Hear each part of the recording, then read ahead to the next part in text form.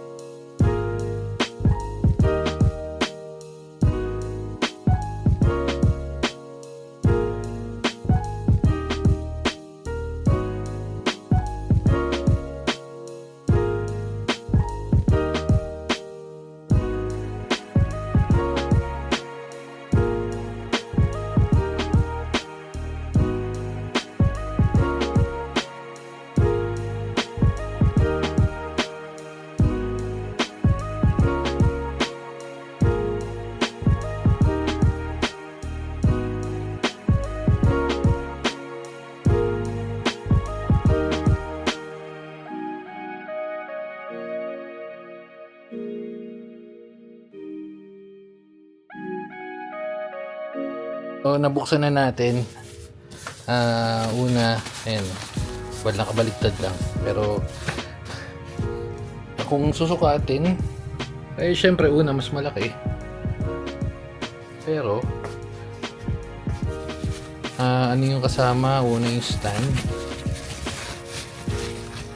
Hindi ko alam kung i-energy pa ako i-ano to setup, pero baka bukas na lang, bukas ng umaga medyo nantok na tayo.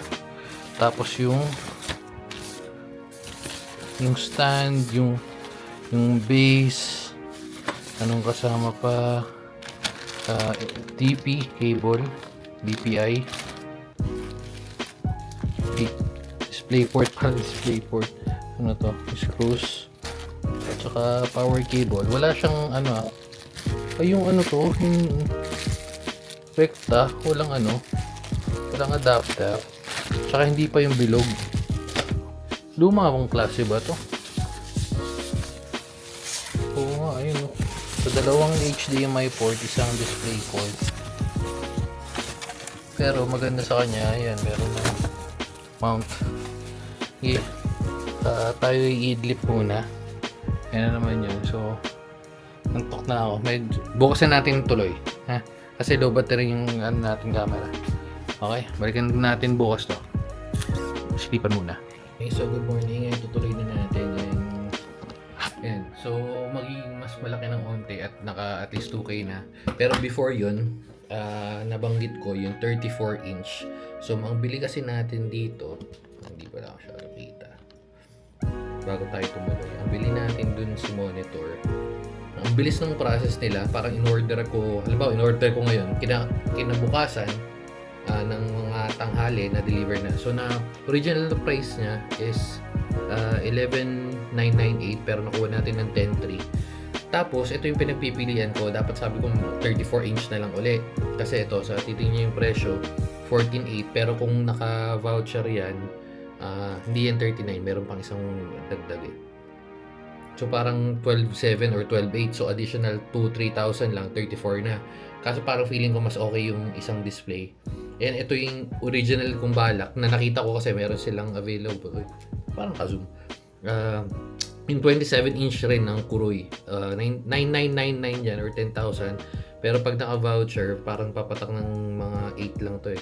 O 8,400. So sabi ko 32, parang kasi 32 lang, 32 inch lang naman yun, or 32 inch, wala pa naman ako nun. Feeling ko bagay sa setup. So, okay, ituloy na natin. Let's go! So, ang pinaka-importante, syempre pang tanggal for yun sa mounting. At ito, kung wala kayo nito, suggested ko kumuha kayo, sobrang dali ng buhay. Hindi ko alam tawag eh, pero yeah, mas madali ito. Let's go!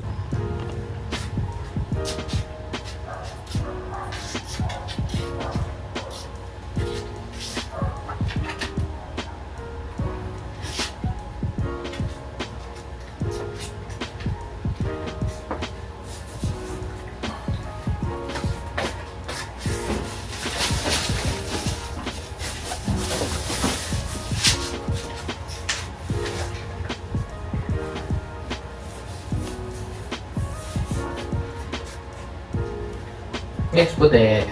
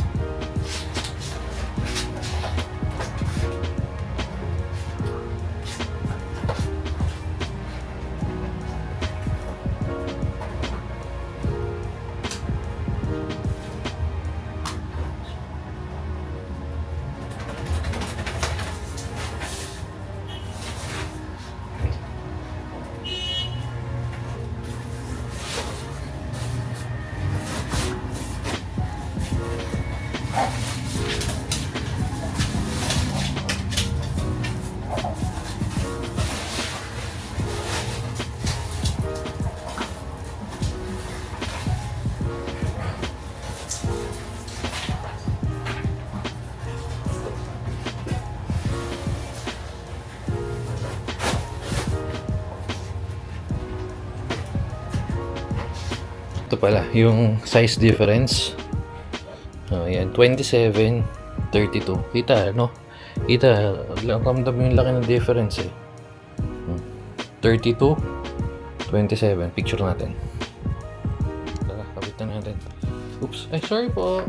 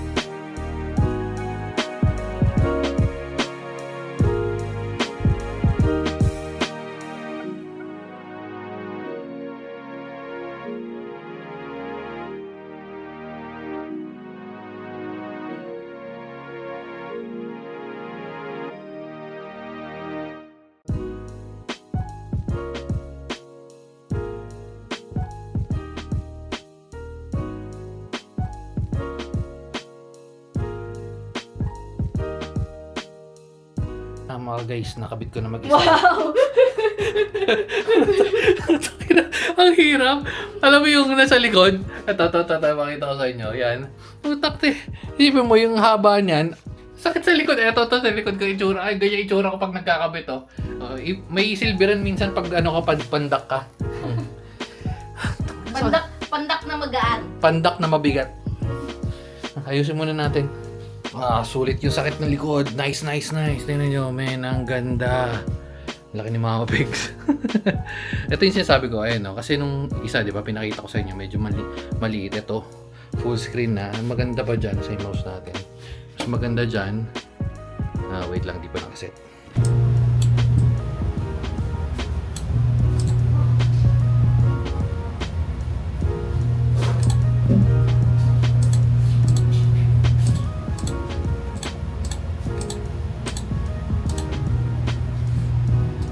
Binaba natin 143.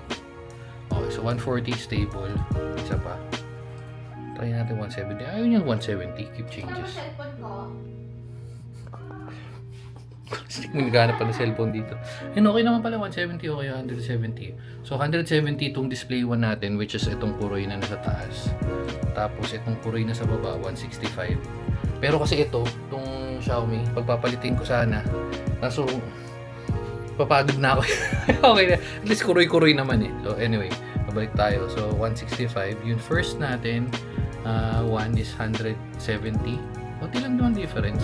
170, 165. Tapos yung pangatlo, which is yun sa gilid, 100 Hz. And last one, yan, 50. Which is yung ano natin, pang remote sa PC just in case mag-brand out. So makaka-remote tayo dito at mabubuksan natin, mata-turn on natin. As long as, syempre, may kuryente. Okay, so testing natin. Ayun, ganyan ang itsura niya, man. Solid ba, di ba? Solid, man. Ayusin ko lang saglit bago tayo mag-check ng mga ano. Pero feeling ko solid na yan. Wait lang. Yung ano. Ito yung dati. Siyempre, di na natin nagamit yung kable. Tapos yung stand, tatabi na lang natin. Kasama, asan yung isang stand? Ayan. Ligpitan muna tayo. Binaba ko pala to. Ito, yung monitor. Ay, yung speaker.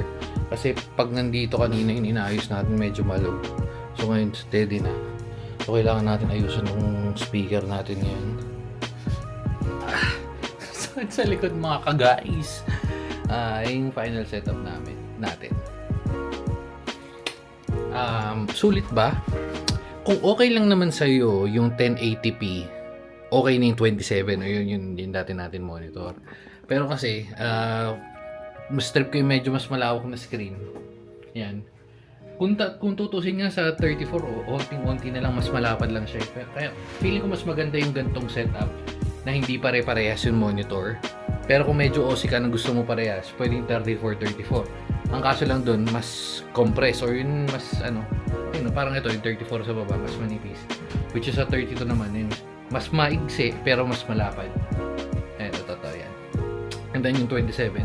Yung 27, okay na sa gilid. Pagod na ako, min. Sakit sa likod. Ang sakit sa likod. Pero yan yung full setup natin. Mama Pegs. Mama Pegs. Mama Pegs. Sige na. Meron din pala yung Xiaomi na 32 inch. Pero since kuroy na kasi nakasetup dito, kaya nagkuroy na lang ako. Unless na ipapalitan ko dapat dito, medyo magiging matrabaho. Papapalinis na naman tayo, baka abutin na naman ng 12 hours noon. So, sabi ko tsaka na lang.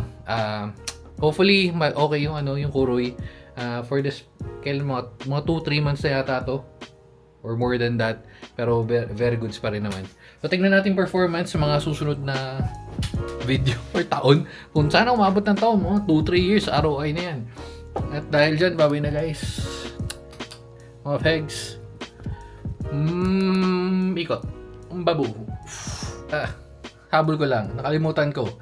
Ito pala ay curve din. Kaya kung kita nyo, medyo nakaganon din siya. Na curves.